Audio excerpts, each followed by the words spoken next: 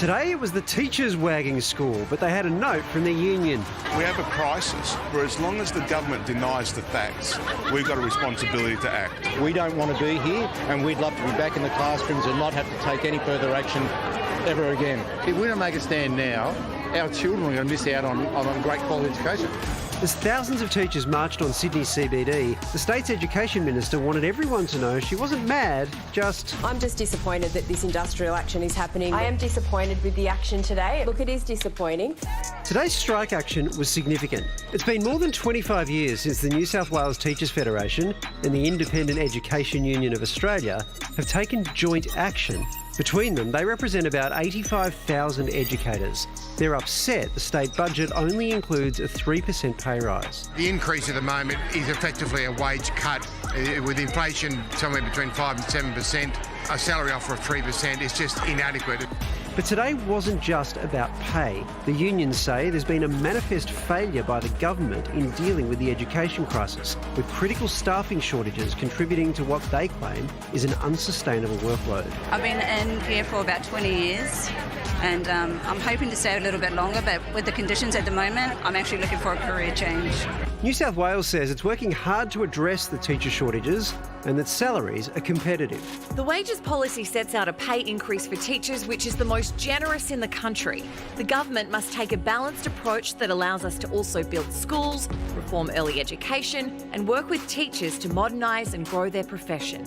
One day of inconvenience now is nothing in comparison to the inconvenience you are all going to feel when we don't have quality teachers behind desks for your children and their learning. No teachers! No teachers! No teachers! Emma Bruce is a teacher who took part in the protest. She joins us now. Emma, we've heard a lot from teachers saying that conditions are so bad they don't know that they can continue in the profession. What's it actually like in the classroom? In a word, tough.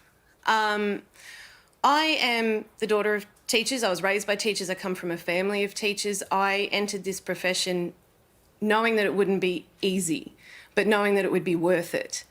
But I've been doing this for 10 years and I look around at my colleagues and we are struggling. We are burning out. And when that happens, it's the students who suffer. At the moment, we are in the middle of a staffing crisis.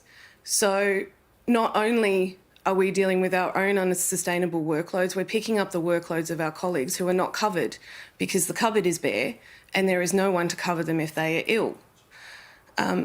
It's caused by those unsustainable workloads and it's caused by the uncompetitive salaries. And it means, because that means that people are not being attracted to this profession. The cupboard is bare.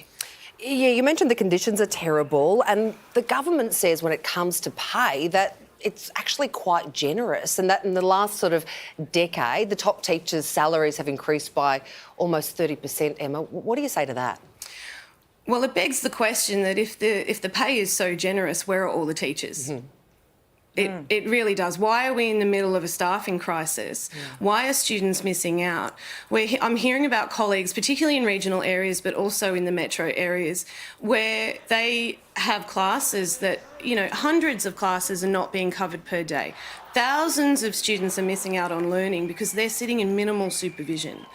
That's not education, that's supervision.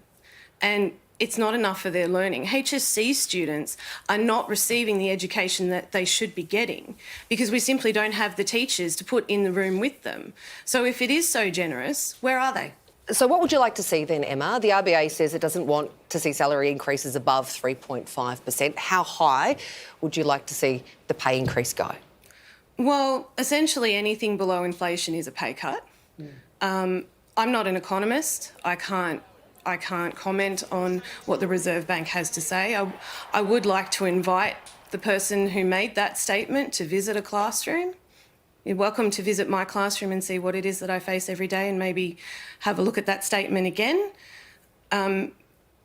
We have teachers leaving in droves. Something needs to change.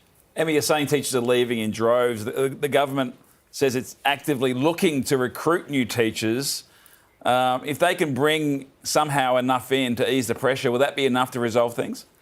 That's a hard question to answer, mainly because, yes, they have this strategy in place, but they haven't yet recruited any.